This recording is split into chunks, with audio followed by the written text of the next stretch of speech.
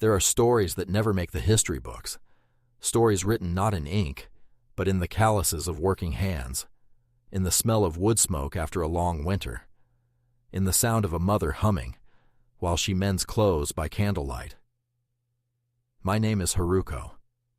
I am 82 years old, and I want to tell you what it felt like to be alive in rural Japan in the 1950s, before the world you know existed.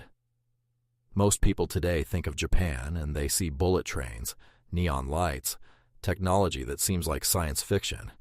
But I grew up in a Japan that looked nothing like that. A Japan of mud roads and oil lamps, of hunger that sat in your stomach like a stone, of a country trying to remember who it was, after the war had taken almost everything.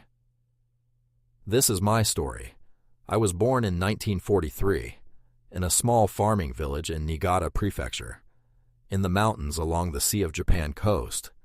Snow country, we called it. And that name was not poetic. It was a warning. The winters there were unlike anything most people experience. Snow so deep it would bury the first floor of your house. We had special tools just for digging ourselves out each morning. By February, the village looked like it was buried alive. Our house was a farmhouse, old wood, dark and creaking, with a sunken hearth in the center of the main room. The smoke from that fire went straight up through a hole in the roof. In winter, your eyes would sting constantly, but you never moved away from it, because the cold on the other side of that smoke was worse. My family worked rice. That was everything. Rice was not just food. It was currency. It was status. It was the reason you woke up before dawn every single day from spring until autumn. My father, my mother, my grandparents, my 2 older brothers and I, 6 people, all worked the same paddies that my great-great-grandfather had worked. After the war ended in 1945, food was rationed. Fabric was rationed. There were years when we ate rice mixed with barley, stretched with wild vegetables my mother foraged from the hillside, just to make it through until the next harvest. I remember being 6 years old and not understanding why my stomach hurt. My mother would say, "Eat slowly, Haruko. Make it last." I did not know then that she was giving me her portion. You do not forget that. Even at 82, I have never once in my life wasted food. Not a single grain of rice. My children used to laugh at me. Now my grandchildren do.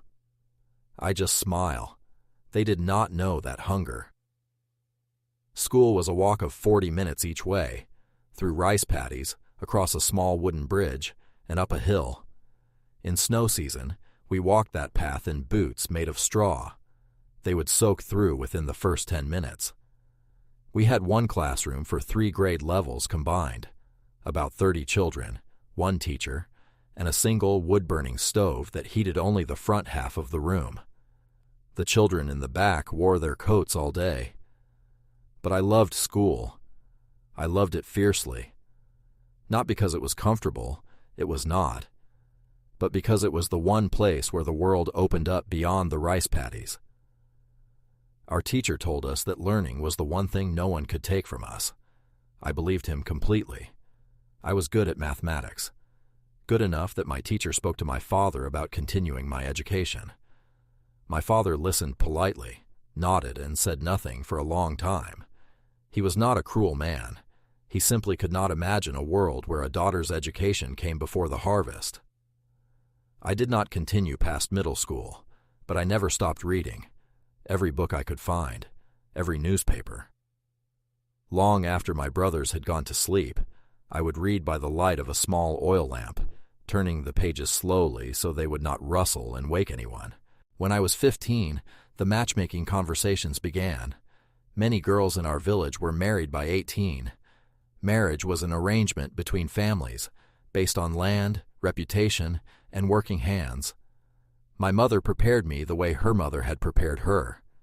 She taught me to cook, to sew, to serve tea with deference. She was giving me what she believed would protect me. I was 18 when I met Kenji. We sat across a low table, drank tea, exchanged perhaps 12 words. His mother examined my hands. She wanted to see if they were workers' hands. They were. 3 months later, we were married. My marriage was not a love story in the beginning. It was an agreement. 2 people placed into the same house, the same bed, the same life, and told to make something of it. But Kenji was a good man. He never raised his voice at me in 47 years. When I was pregnant with our first child, he carried the heavier baskets without being asked. Small things. But in that life, small things meant everything. Love is not always something that arrives. Sometimes it grows, season by season, slowly, quietly, without announcement. The 1960s changed Japan faster than any decade in history. Even in our mountain village, we could feel it arriving. The first television came when I was 21. Half the village crowded in to watch variety shows, baseball, young women in Western dresses on Ginza. I sat watching, my baby son asleep on my shoulder, feeling something I could not name. My children grew up in that changing Japan. My son became an engineer. My daughter moved to Osaka.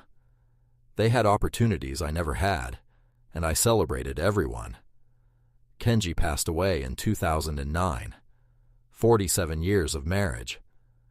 After he was gone, I sat on the veranda looking at the rice paddies that had defined our entire lives. This land has been farmed by my family for over 100 years. There is something steadying about that. People ask me if I have regrets. I tell them, I do not know how to want a life I never had. What I know is the life I lived, the smell of rice in summer, the weight of snow in winter, the way Kenji placed his hand on my shoulder without saying anything. That is my story. A life lived quietly, fully, in one small corner of the world. But it was real, and it was mine. Thank you for listening.